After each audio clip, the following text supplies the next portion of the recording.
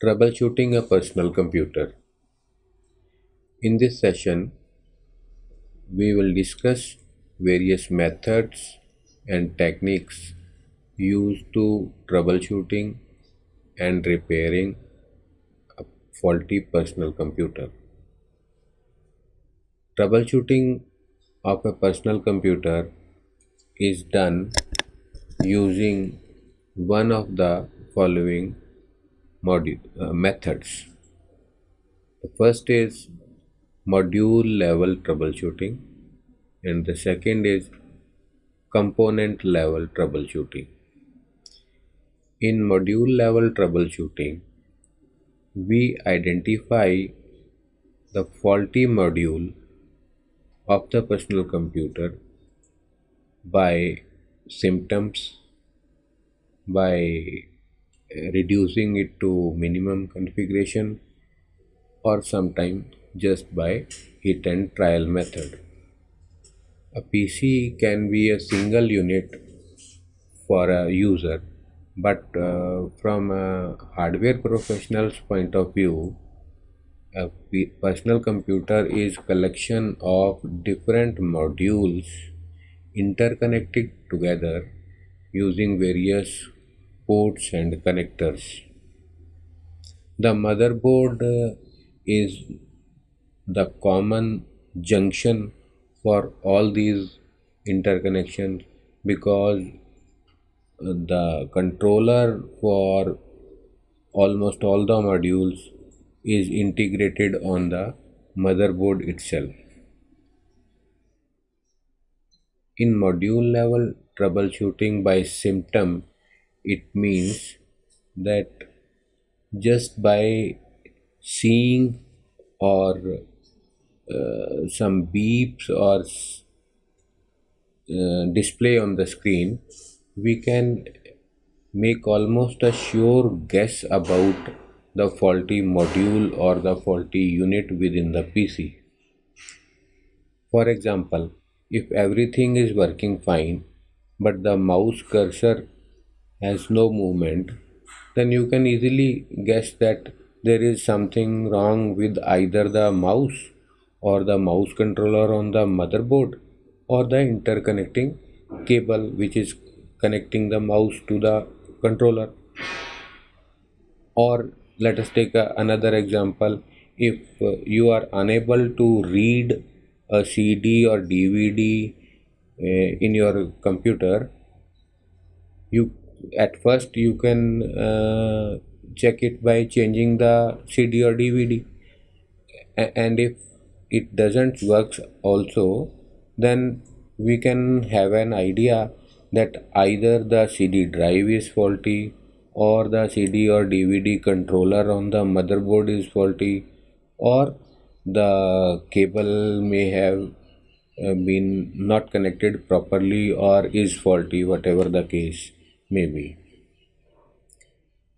Troubleshooting by minimum configuration method means when you have no idea or you are unable to guess by symptoms that what module is faulty, then we use this technique, minimum configuration method. In this approach, the PC is reduced to minimum possible configuration for display. All the modules which are not required for a basic display are removed from the PC. For example, if a PC is dead or is malfunctioning, but you are not able to make a guess about the faulty module, then we will start removing all the modules which are not required for a basic display. So we can remove keyboard, mouse, CD or DVD drives, hard disk drives, printers, scanners, or any other module which is not required for the basic display.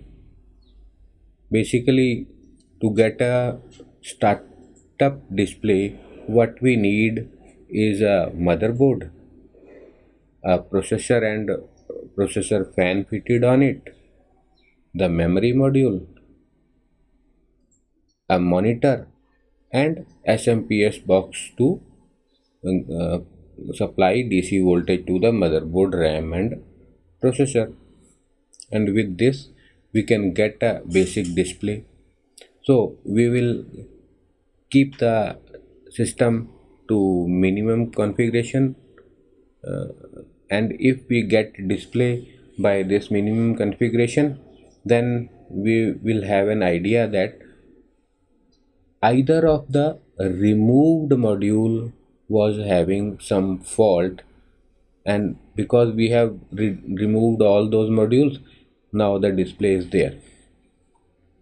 After that, we will add one by one the removed modules, and on adding the faulty module, the symptoms of fault or no display case will again appear, and we will uh, find that this module was faulty. The other case may be that even if we have reduced the PC to minimum configuration, but still there is no display. So in this case, then we will have an idea that the problem is within these minimum configuration components, means either the motherboard is faulty, or there is something wrong with microprocessor, or the power supply is faulty, or the RAM or monitor and their interconnecting cables has some problem. The third method to troubleshoot the faulty module using module level repair technique is hit and trial method. Sometimes the case is that by symptoms we are unable to guess the faulty module, and we reduced the PC to minimum configuration. But even with minimum configuration there is no display. Now in this example, we get an idea that the fault is still with the modules that are connected right now. It means motherboard or processor or RAM or power supply and monitor has some fault. Now after this, what we can do is we can just by hit and trial we can replace the components one by one. So most of the time by experience, and sometimes by ease of availability of the modules, whatever is possible is done according to the situation. The component level troubleshooting and repair of personal computer means actually replacing the faulty component on the faulty module which has been already identified using module level troubleshooting. For component level troubleshooting, you have to go through the module level troubleshooting, because once you have identified the faulty module, only then you will be able to troubleshoot the module on component level. The component level troubleshooting has its own limitations because of the manufacturing technology. Most of the PCBs on which the modules are manufactured are multi-layered PCBs. The components being used are SMD components. Most of the modules that we are using in the PC are imported, and due to these factors, most of the time you will not be able to either find the faulty component, because of imported modules, sometimes the components are not available. The circuit diagram of the module or circuit detail of the module is not available, and even if you try to do, the equipment required to replace those surface mounted devices are very costly. Practically,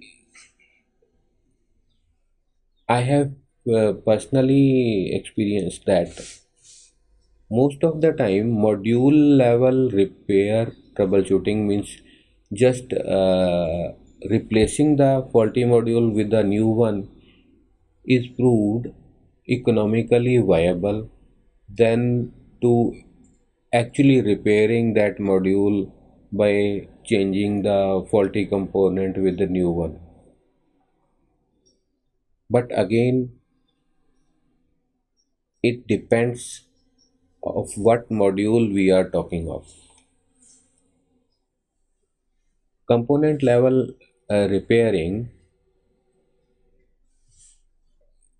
is possible, is can be easily done with the monitors, SMPS, printers, but in some cases like keyboard, mouse, and other small components, or say hard disk drives, in these cases, most of the time the circuit diagrams and circuit detail and spare components are not available, and even if you try, you will it will take a lot of time to identify the component and find the spare component.